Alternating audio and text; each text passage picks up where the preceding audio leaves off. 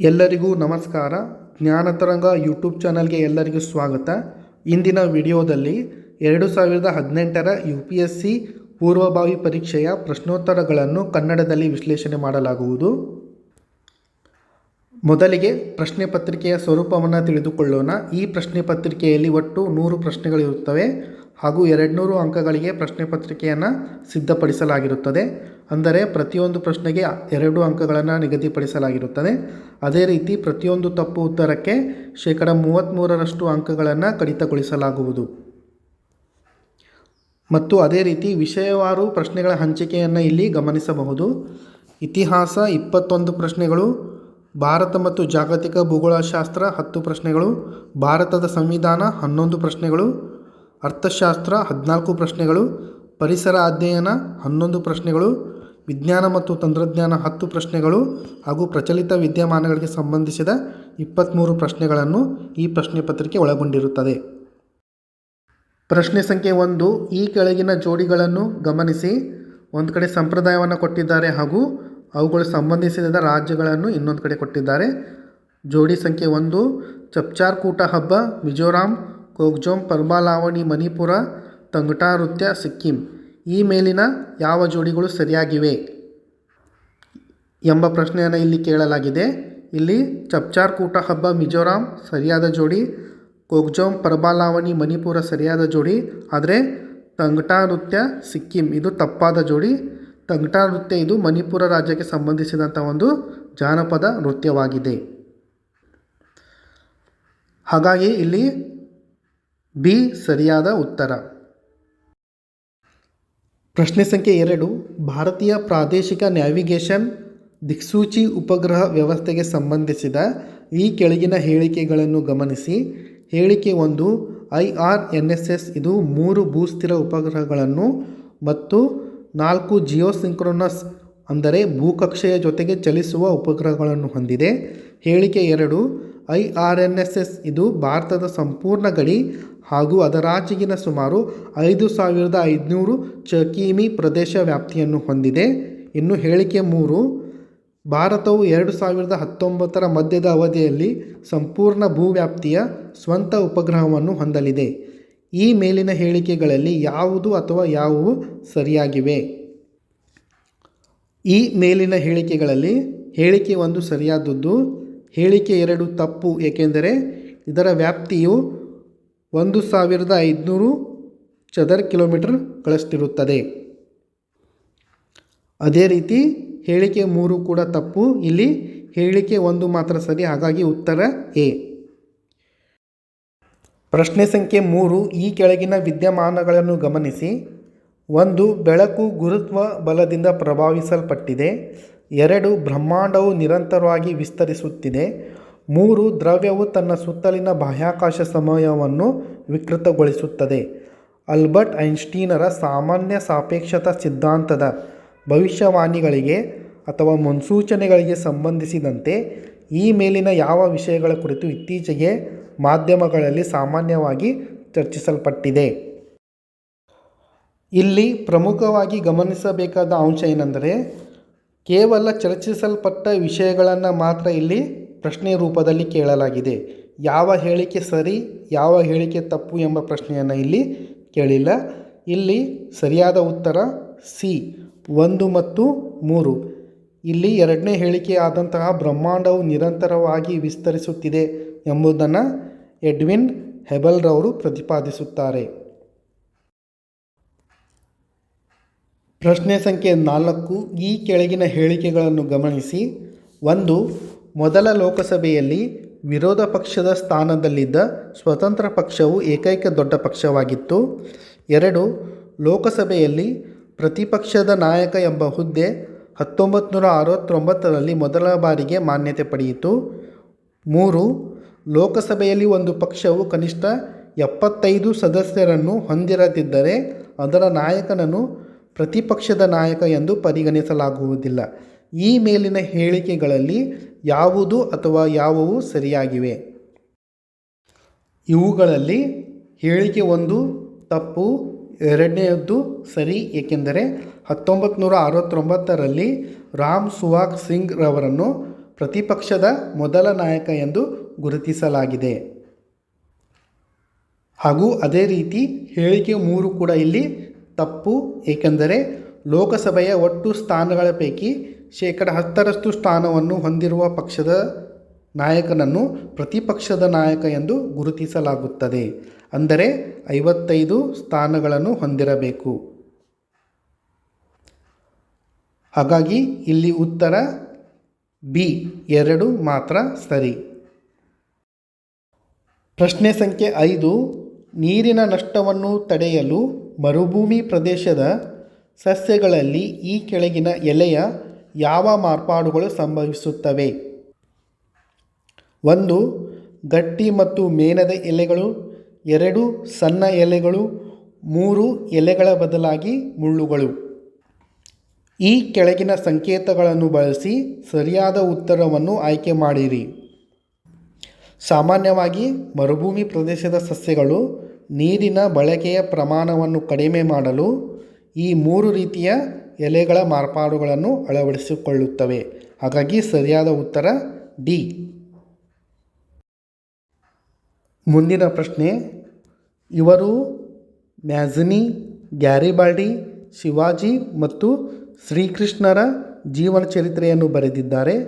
ಇವರು ಕೆಲಕಾಲ ಅಮೆರಿಕಾದಲ್ಲಿ ತಂಗಿದ್ದರು ಮತ್ತು ಇವರು ಕೇಂದ್ರ ಸಭೆಗೂ ಕೂಡ ಆಯ್ಕೆಯಾಗಿದ್ದರು. ಇವರು ಯಾರು ಎಂಬ ಪ್ರಶ್ನೆಯನ್ನು ಇಲ್ಲಿ ಕೇಳಿದ್ದಾರೆ. ಇದಕ್ಕೆ ಸರಿಯಾದ ಉತ್ತರ ಸಿ. ಲಾಲಾ ಲಜಪತ್ ರಾಯ್. ಪ್ರಶ್ನೆ ಸಂಖ್ಯೆ 7. ಭಾರತದಲ್ಲಿ ಅಭಿವೃದ್ಧಿಪಡಿಸಲಾಗಿರುವ ತಳೀಯವಾಗಿ ಮಾರ್ಪಡಿಸಲಾದ ಸಾಸುವೆಗೆ ಸಂಬಂಧಿಸಿದ ಈ ಕೆಳಗಿನ ಹೇಳಿಕೆಗಳನ್ನು ಗಮನಿಸಿ. 1. ತಳೀಯವಾಗಿ ಮಾರ್ಪಡಿಸಲಾದ ಸಾಸುವೆಯು ಮಣ್ಣಿನ ಬ್ಯಾಕ್ಟೀರಿಯಂನ ಜೀನ್ಗಳನ್ನು ಅಂದರೆ ಆನುವಂಶಿಕ ಧಾತುಗಳನ್ನು ಹೊಂದಿದ್ದು ಇದು ಸಸ್ಯಗಳಿಗೆ ವಿವಿಧ ರೀತಿಯ ಕೀಟಗಳಿಂದ ಹೋರಾಡುವ ಕೀಟ ನಿರೋಧಕ ಗುಣವನ್ನು ನೀಡುತ್ತದೆ. 2. ತಳೀಯವಾಗಿ ಮಾರ್ಪಡಿಸಲಾದ ಸಾಸುವೆಯು ಅಡ್ಡ ಪರಾಗಸ್ಪರ್ಶ ಹಾಗೂ ಹೈಬ್ರಿಡೀಕರಣ ಅಂದರೆ ಬೆರಕೆಯ ಸ್ಥಿತಿಗೆ ಅವಕಾಶ ಮಾಡಿಕೊಡುವ ಜೀನ್ಗಳನ್ನು ಹೊಂದಿದೆ. 3.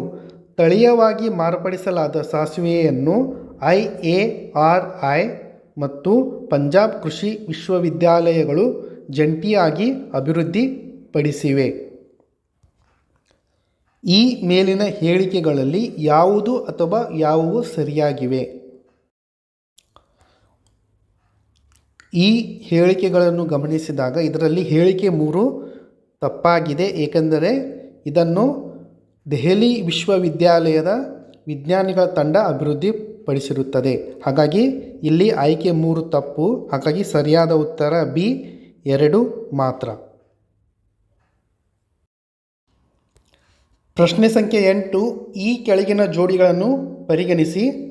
ಸುದ್ದಿಯಲ್ಲಿರುವ ಪರಿಭಾಷೆಗಳು ಸಂದರ್ಭ ಅಥವಾ ವಿಷಯ. 1. ಬೆಲೆ 2 ಪ್ರಯೋಗ ಕೃತಕ ಬುದ್ಧಿಮತ್ತೆ. 2. ಬ್ಲಾಕ್ಚೈನ್ ತಂತ್ರಜ್ಞಾನ ಡಿಜಿಟಲ್ ಅಥವಾ ಕ್ರಿಪ್ಟೋಕರೆನ್ಸಿ. 3. ಕ್ರಿಸ್ಪರ್ CAS9 ಅಣು ಅಥವಾ ದ್ರವ್ಯ ಭೌತಶಾಸ್ತ್ರ. ಈ ಮೇಲಿನ ಯಾವ ಜೋಡಿಗಳು ಸರಿಯಾಗಿವೆ? ಇವುಗಳಲ್ಲಿ 1 ಬೆಲೆ 2 ಪ್ರಯೋಗ ಅಣುದ್ರವ್ಯ ಭೌತಶಾಸ್ತ್ರಕ್ಕೆ ಸಂಬಂಧಿಸಿದ್ದು. ಬ್ಲಾಕ್ಚೈನ್ ತಂತ್ರಜ್ಞಾನ ಡಿಜಿಟಲ್ ಅಥವಾ ಕ್ರಿಪ್ಟೋಕರೆನ್ಸಿಗೆ ಸಂಬಂಧಿಸಿದ್ದು. ಆದರೆ ಕ್ರಿಸ್ಪರ್ CAS9 ಇದು ಜೀನ್ಗಳ ಮಾರ್ಪಾಡು ಪ್ರಕ್ರಿಯೆಗೆ ಸಂಬಂಧಿಸಿದ್ದು. ಹಾಗಾಗಿ ಉತ್ತರ ಬಿ 2 ಮಾತ್ರ. ಪ್ರಶ್ನೆ ಸಂಖ್ಯೆ 9. ಭಾರತದಲ್ಲಿನ ಧಾರ್ಮಿಕ ಆಚರಣೆಗಳಿಗೆ ಸಂಬಂಧಿಸಿದಂತೆ ಸ್ಥಾನಕವಾಸಿ ಪಂಗಡವು ಯಾವ ಧರ್ಮಕ್ಕೆ ಸೇರಿದ್ದು ಎಂಬ ಪ್ರಶ್ನೆಯನ್ನು ಇಲ್ಲಿ ಕೇಳಿದ್ದಾರೆ. ಇದಕ್ಕೆ ಸರಿಯಾದ ಉತ್ತರ ಜೈನ ಧರ್ಮ. ಸ್ಥಾನಕವಾಸಿ ಎಂದರೆ ದೇವಾಲಯವನ್ನು ಅಥವಾ ಬಸದಿಗಳನ್ನು ಹೊರತುಪಡಿಸಿ ಬೇರೆಡೆ ತಮ್ಮ ಧಾರ್ಮಿಕ ಚಟುವಟಿಕೆಗಳನ್ನು ನಿರ್ವಹಿಸುವವರು. ಇವರಿಗೆ ಮೂರ್ತಿ ಅಥವಾ ಚಿತ್ರಪೂಜೆಗಳಲ್ಲಿ ನಂಬಿಕೆ ಇರುವುದಿಲ್ಲ. ಪ್ರಶ್ನೆ ಸಂಖ್ಯೆ 10.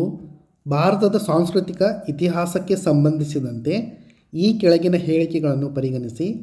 1. ಫತೇಪುರ್ ಸಿಕ್ರಿಯಲ್ಲಿನ ಬುಲಂದ್ ದರ್ವಾಜಾ ಮತ್ತು ಖಾನ್ಕಾಹವನ್ನು ನಿರ್ಮಿಸಲು ಅಮೃತಶಿಲೆಯನ್ನು ಬಳಸಲಾಗಿದೆ. 2. ಲಕ್ನೋದಲ್ಲಿನ ಬಾರಾ ಇಮಾಮ್ಬಾಡಾ ಮತ್ತು ರೂಮಿ ದರ್ವಾಜ ನಿರ್ಮಿಸಲು ಕೆಂಪು ಮರಳುಗಲ್ಲು ಮತ್ತು ಅಮೃತ ಶಿಲೆಗಳನ್ನು ಬಳಸಲಾಗಿದೆ. ಈ ಮೇಲಿನ ಹೇಳಿಕೆಗಳಲ್ಲಿ ಯಾವುದು ಅಥವಾ ಯಾವುವು ಸರಿಯಾಗಿವೆ? ಈ ಮೇಲಿನ ಹೇಳಿಕೆಗಳಲ್ಲಿ ಹೇಳಿಕೆ 1 ಸರಿ. ಇವುಗಳನ್ನು ಅಕ್ಬರ್ನ ಕಾಲದಲ್ಲಿ ನಿರ್ಮಿಸಲಾಗಿದೆ. ಅದೇ ರೀತಿ ಹೇಳಿಕೆ 2 ತಪ್ಪು, ಏಕೆಂದರೆ ಬಾರಾ ಇಮಾಮ್ಬಾರಾವನ್ನು ನಿರ್ಮಿಸಲು ಇಟ್ಟಿಗೆಗಳನ್ನು ಮತ್ತು ಸುಣ್ಣದ ಕಲ್ಲುಗಳನ್ನು ಬಳಸಲಾಗಿದೆ. ಅದೇ ರೀತಿ ರೂಮಿ ದರ್ವಾಜವನ್ನು ನಿರ್ಮಿಸಲು ಕಪ್ಪು ಕಲ್ಲುಗಳನ್ನು ಮತ್ತು ಇಟ್ಟಿಗೆಗಳನ್ನು ಬಳಸಲಾಗಿದೆ. ಹಾಗಾಗಿ ಉತ್ತರ ಎ 1 ಮಾತ್ರ ಸರಿ. ಪ್ರಶ್ನೆ ಸಂಖ್ಯೆ 11. ಈ ಕೆಳಗಿನ ಯಾವ ವಿದೇಶಿ ಪ್ರವಾಸಿಗರು ಭಾರತದಲ್ಲಿನ ವಜ್ರಗಳು ಮತ್ತು ವಜ್ರದ ಗಣಿಗಳ ಬಗ್ಗೆ ವಿವರವಾಗಿ ಚರ್ಚಿಸಿದ್ದಾರೆ? A. Francois Bernier, B. Jean Baptiste Tavernier, C. Jean de Thevenot, D. Abbe Barthelemy Carre. ಇವುಗಳಲ್ಲಿ ಸರಿಯಾದ ಉತ್ತರ ಬಿ. Jean Baptiste ಟ್ಯಾವೆರ್ನಿಯರ್. ಇವನು 17ನೇ ಶತಮಾನದಲ್ಲಿ ಭಾರತಕ್ಕೆ ಭೇಟಿ ನೀಡುತ್ತಾನೆ. ಇವನು ಒಬ್ಬ ಫ್ರೆಂಚ್ ವಜ್ರದ ವ್ಯಾಪಾರಿಯಾಗಿರುತ್ತಾನೆ. ಪ್ರಶ್ನೆ ಸಂಖ್ಯೆ 12. NSSO ಅಂದರೆ ನ್ಯಾಷನಲ್ ಸ್ಯಾಂಪಲ್ ಸರ್ವೆ ಆಫೀಸ್ನ 70ನೇ ಸುತ್ತಿನ ಕೃಷಿ ಆಧಾರಿತ ಕುಟುಂಬಗಳ ಪರಿಸ್ಥಿತಿ ಅಂದಾಜು ಅಂದರೆ ಮೌಲ್ಯಮಾಪನ ಸಮೀಕ್ಷೆಯ ಪ್ರಕಾರ ಕೆಳಗಿನ ಹೇಳಿಕೆಗಳನ್ನು ಪರಿಗಣಿಸಿ. 1. ಗ್ರಾಮೀಣ ಕುಟುಂಬಗಳ ಪೈಕಿ ಕೃಷಿ ಆಧಾರಿತ ಕುಟುಂಬಗಳ ಅತ್ಯಧಿಕ ಶೇಕಡಾವಾರು ಪಾಲನ್ನು ರಾಜಸ್ಥಾನ ಹೊಂದಿದೆ. 2. ರಾಷ್ಟ್ರದ ಒಟ್ಟು ಕೃಷಿ ಕುಟುಂಬಗಳ ಪೈಕಿ 60% ಸ್ವಲ್ಪ ಹೆಚ್ಚಿನ ಪ್ರಮಾಣದವರು OBC ಸಮುದಾಯಕ್ಕೆ ಸೇರಿದವರು. ಹೇಳಿಕೆ 3. ಕೇರಳದಲ್ಲಿ ಕೃಷಿ ಕುಟುಂಬಗಳ ಪೈಕಿ 60%ಕ್ಕಿಂತಲೂ ಸ್ವಲ್ಪ ಹೆಚ್ಚಿನ ಪ್ರಮಾಣದ ಕುಟುಂಬಗಳು ಕೃಷಿ ಚಟುವಟಿಕೆಗಳಿಂದ ಹೊರತಾದ ಮೂಲಗಳಿಂದ ಆದಾಯವನ್ನು ಪಡೆಯುವುದು ವರದಿಯಾಗಿದೆ. ಈ ಮೇಲಿನ ಹೇಳಿಕೆಗಳಲ್ಲಿ ಯಾವುದು ಅಥವಾ ಯಾವುವು ಸರಿಯಾಗಿದೆ? ಈ ಮೇಲಿನ 3 ಹೇಳಿಕೆಗಳು ಕೂಡ ಸರಿಯಾದ ಹೇಳಿಕೆಗಳು. ಹಾಗಾಗಿ ಉತ್ತರ ಡಿ 1, 2 ಮತ್ತು 3 ಸರಿ. ಪ್ರಶ್ನೆ ಸಂಖ್ಯೆ 13. ರಾಷ್ಟ್ರೀಯ ಹಸಿರು ನ್ಯಾಯಮಂಡಳಿ NGT ಕೇಂದ್ರೀಯ ಮಾಲಿನ್ಯ ನಿಯಂತ್ರಣ ಮಂಡಳಿ CPCBಗಿಂತ ಹೇಗೆ ಭಿನ್ನವಾಗಿದೆ? ಹೇಳಿಕೆ 1. NGTಯನ್ನು ಕಾಯ್ದೆಯೊಂದರ ಮೂಲಕ ಸ್ಥಾಪಿಸಲಾಗಿದ್ದರೆ CPCBಯನ್ನು ಸರ್ಕಾರದ ಕಾರ್ಯಾಂಗದ ಆದೇಶದ ಮೂಲಕ ಸೃಷ್ಟಿಸಲಾಗಿದೆ. ಹೇಳಿಕೆ 2. NGT ಪರಿಸರ ನ್ಯಾಯವನ್ನು ಒದಗಿಸುತ್ತದೆ ಮತ್ತು ಉನ್ನತ ನ್ಯಾಯಾಲಯಗಳಲ್ಲಿ ವ್ಯಾಜ್ಯದ ಹೊರೆಯನ್ನು ಕಡಿಮೆ ಮಾಡಲು ಸಹಾಯ ಮಾಡುತ್ತದೆ. ಆದರೆ CPCBಯು ತೊರೆಗಳ ಮತ್ತು ಬಾವಿಗಳ ಸ್ವಚ್ಛತೆಯನ್ನು ಉತ್ತೇಜಿಸುತ್ತದೆ ಹಾಗೂ ದೇಶದ ಗಾಳಿಯ ಗುಣಮಟ್ಟವನ್ನು ಸುಧಾರಿಸುವ ಗುರಿಯನ್ನು ಹೊಂದಿದೆ. ಈ ಮೇಲಿನ ಹೇಳಿಕೆಗಳಲ್ಲಿ ಯಾವುದು ಅಥವಾ ಯಾವುವು ಸರಿಯಾಗಿದೆ? ಈ ಮೇಲಿನ ಹೇಳಿಕೆಗಳಲ್ಲಿ ಹೇಳಿಕೆ 1 ತಪ್ಪು, ಏಕೆಂದರೆ NGT ಕಾಯ್ದೆ 2010ರ ಅಡಿಯಲ್ಲಿ ಸ್ಥಾಪಿಸಲಾಗಿದ್ದರೆ CPCBಯನ್ನು ಮಾಲಿನ್ಯ ತಡೆ ಮತ್ತು ನಿಯಂತ್ರಣ ಕಾಯ್ದೆ 1974ರ ಕಾಯ್ದೆಯಡಿಯಲ್ಲಿ ಸ್ಥಾಪಿಸಲಾಗಿದೆ. ಹಾಗಾಗಿ ಹೇಳಿಕೆ 1 ತಪ್ಪು ಹಾಗೂ ಹೇಳಿಕೆ 2 ಸರಿ. ಇಲ್ಲಿ ಸರಿಯಾದ ಉತ್ತರ ಬಿ 2 ಮಾತ್ರ. ಪ್ರಶ್ನೆ ಸಂಖ್ಯೆ 14. ಈ ಕೆಳಗಿನ ಯಾವ ಹೇಳಿಕೆಯು ಕಾರ್ಬನ್ ಫಲೀಕರಣ ಅಂದರೆ ಫಲವತ್ತಾಗುವಿಕೆಯನ್ನು ಸರಿಯಾಗಿ ವಿವರಿಸುತ್ತದೆ? ಹೇಳಿಕೆ 1. ವಾತಾವರಣದಲ್ಲಿ ಇಂಗಾಲದ ಡೈಆಕ್ಸೈಡ್ನ ಸಾಂದ್ರತೆಯ ಹೆಚ್ಚಳದಿಂದ ಸಸ್ಯ ಬೆಳವಣಿಗೆಯಲ್ಲಿ ವೃದ್ಧಿ. ಬಿ. ವಾತಾವರಣದಲ್ಲಿ ಇಂಗಾಲದ ಡೈಆಕ್ಸೈಡ್ನ ಸಾಂದ್ರತೆಯ ಹೆಚ್ಚಳದಿಂದ ಭೂಮಿಯ ತಾಪಮಾನದಲ್ಲಿ ಹೆಚ್ಚಳ. ಸಿ. ವಾತಾವರಣದಲ್ಲಿ ಇಂಗಾಲದ ಡೈಆಕ್ಸೈಡ್ನ ಸಾಂದ್ರತೆಯ ಹೆಚ್ಚಳದಿಂದ ಸಾಗರಗಳಲ್ಲಿ ಆಮ್ಲೀಯತೆಯ ಪ್ರಮಾಣದಲ್ಲಿ ಹೆಚ್ಚಳ. ಡಿ. ಹವಾಮಾನ ವೈಪರೀತ್ಯಕ್ಕೆ ಭೂಮಿಯ ಎಲ್ಲ ಜೀವಿಗಳ ಹೊಂದಾಣಿಕೆಯ ಪರಿಣಾಮವಾಗಿ ವಾತಾವರಣದಲ್ಲಿ ಇಂಗಾಲದ ಡೈಆಕ್ಸೈಡ್ನ ಸಾಂದ್ರತೆಯು ಹೆಚ್ಚಿತು. ಇವುಗಳಲ್ಲಿ ಸರಿಯಾದ ಉತ್ತರ ಎ. ವಾತಾವರಣದಲ್ಲಿ ಇಂಗಾಲದ ಡೈಆಕ್ಸೈಡ್ನ ಸಾಂದ್ರತೆಯ ಹೆಚ್ಚಳದಿಂದ ಸಸ್ಯ ಬೆಳವಣಿಗೆಯಲ್ಲಿ ವೃದ್ಧಿ. ಪ್ರಶ್ನೆ ಸಂಖ್ಯೆ 15. ಭಾರತದ ಇತಿಹಾಸಕ್ಕೆ ಸಂಬಂಧಿಸಿದಂತೆ ಈ ಕೆಳಗಿನ ಯಾರು ಭವಿಷ್ಯದ ಬುದ್ಧ, ಜಗತ್ತನ್ನು ರಕ್ಷಿಸಲು ಇನ್ನೂ ಜನ್ಮ ತಾಳಬೇಕು? A. Avalokiteshvara, B. Lokeshvara, C. Maitreya, D. Padmapani. ಇವುಗಳಲ್ಲಿ ಭಾರತೀಯ ಬೌದ್ಧ ಸಾಹಿತ್ಯದ ಪ್ರಕಾರ ಅವಲೋಕಿತೇಶ್ವರ, ಲೋಕೇಶ್ವರ, ಪದ್ಮಪಾಣಿ ಇವು ಬುದ್ಧನ 2ನೇ ಅವತಾರದ ವಿವಿಧ ಹೆಸರುಗಳು. ಹಾಗೂ ಅದೇ ರೀತಿ ಮೈತ್ರೇಯ ಇದು ಬುದ್ಧನ 3ನೇ ಅವತಾರದ ಹೆಸರು. ಜಗತ್ತನ್ನು ರಕ್ಷಿಸಲು ಬುದ್ಧನು ಮೈತ್ರೇಯ ರೂಪದಲ್ಲಿ ಇನ್ನೂ ಜನ್ಮ ತಾಳಬೇಕಾಗಿದೆ. ಹಾಗಾಗಿ ಸರಿಯಾದ ಉತ್ತರ ಸಿ. ಪ್ರಶ್ನೆ ಸಂಖ್ಯೆ 16. ಭಾರತದಲ್ಲಿ ಸೌರ ವಿದ್ಯುತ್ ಉತ್ಪಾದನೆಗೆ ಸಂಬಂಧಿಸಿದಂತೆ ಈ ಕೆಳಗಿನ ಹೇಳಿಕೆಗಳನ್ನು ಪರಿಗಣಿಸಿ. 1. ದ್ವಿತೀಯ ವಿದ್ಯುಜ್ಜನಕ ಘಟಕಗಳಲ್ಲಿ ಬಳಸಲಾಗುವ ಸಿಲಿಕಾನ್ ಬಿಲ್ಲೆಗಳ ತಯಾರಿಕೆಗಳಲ್ಲಿ ಭಾರತವು ವಿಶ್ವದಲ್ಲಿ 3ನೇ ಅತಿ ದೊಡ್ಡ ರಾಷ್ಟ್ರವಾಗಿದೆ. 2.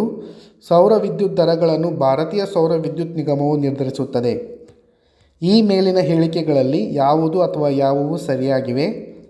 ಇವುಗಳಲ್ಲಿ ಹೇಳಿಕೆ 1 ಕೂಡ ತಪ್ಪು, ಹೇಳಿಕೆ 2 ಕೂಡ ತಪ್ಪು. ಹಾಗಾಗಿ ಸರಿಯಾದ ಉತ್ತರ ಡಿ. 1 ಮತ್ತು 2 ತಪ್ಪು. ಭಾರತದಲ್ಲಿ ಸೌರ ವಿದ್ಯುತ್ ದರಗಳನ್ನು CERC ನಿರ್ಧರಿಸುತ್ತದೆ. ಪ್ರಶ್ನೆ ಸಂಖ್ಯೆ 17. 18ನೇ ಶತಮಾನದ ಮಧ್ಯಭಾಗದಲ್ಲಿ ಬಂಗಾಳದಿಂದ ಇಂಗ್ಲಿಷ್ ಈಸ್ಟ್ ಇಂಡಿಯಾ ಕಂಪನಿಯು ರಫ್ತು ಮಾಡಿದ ಪ್ರಮುಖ ಸರಕುಗಳು ಎ. ಕಚ್ಚಾ ಹತ್ತಿ, ಎಣ್ಣೆ ಬೀಜಗಳು ಮತ್ತು ಅಫೀಮು. ಬಿ. ಸಕ್ಕರೆ, ಉಪ್ಪು, ಸತು ಮತ್ತು ಸೀಸ. ಸಿ. ತಾಮ್ರ, ಬೆಳ್ಳಿ, ಚಿನ್ನ, ಮಸಾಲೆಗಳು ಮತ್ತು ಚಹಾ. ಡಿ. ಹತ್ತಿ, ರೇಷ್ಮೆ, ಉಪ್ಪಿನಕಾಯಿ ಮತ್ತು ಅಫೀಮು. ಇದರಲ್ಲಿ ಸರಿಯಾದ ಉತ್ತರ ಡಿ.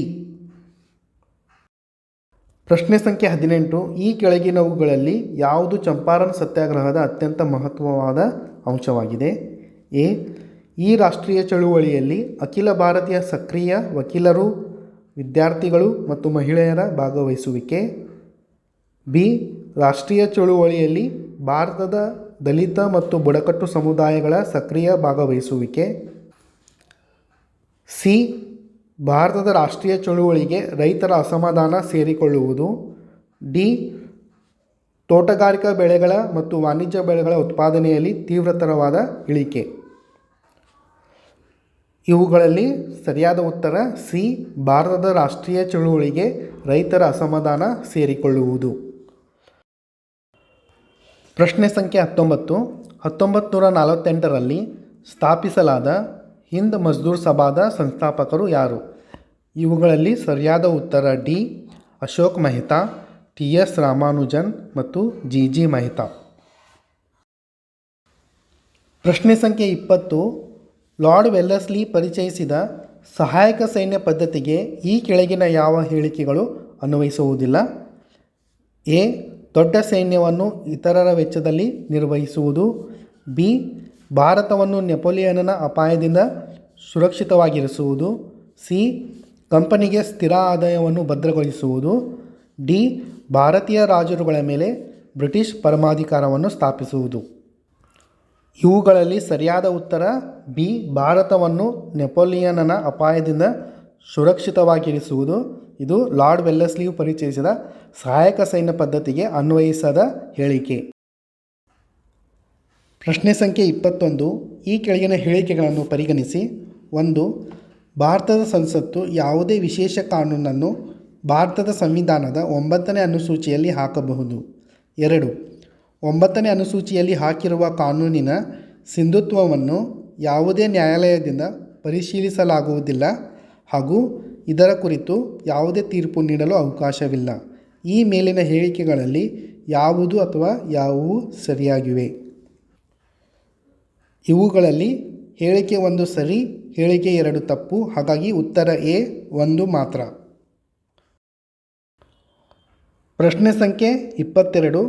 ಕೆಲವೊಮ್ಮೆ ಸುದ್ದಿಗಳಲ್ಲಿ ಕಾಣಿಸಿಕೊಂಡ ವ್ಯಾಪಾರಿ ರಿಯಾಯಿತಿ ದರಕ್ಕೆ ಸಂಬಂಧಿಸಿದಂತೆ ಈ ಕೆಳಗಿನ ಯಾವ ಹೇಳಿಕೆಗಳು ಸೂಕ್ತವಾಗಿ ವಿವರಿಸಬಲ್ಲವು? ಎ. ಒಂದು ಬ್ಯಾಂಕ್ಗೆ ಸಂಬಂಧಿಸಿದ ಡೆಬಿಟ್ ಕಾರ್ಡ್ಗಳ ಮೂಲಕ ಪಾವತಿಗಳನ್ನು ಸ್ವೀಕರಿಸಲು ಆ ಬ್ಯಾಂಕ್ ವ್ಯಾಪಾರಿಗೆ ನೀಡಿದ ಸೌಲಭ್ಯ.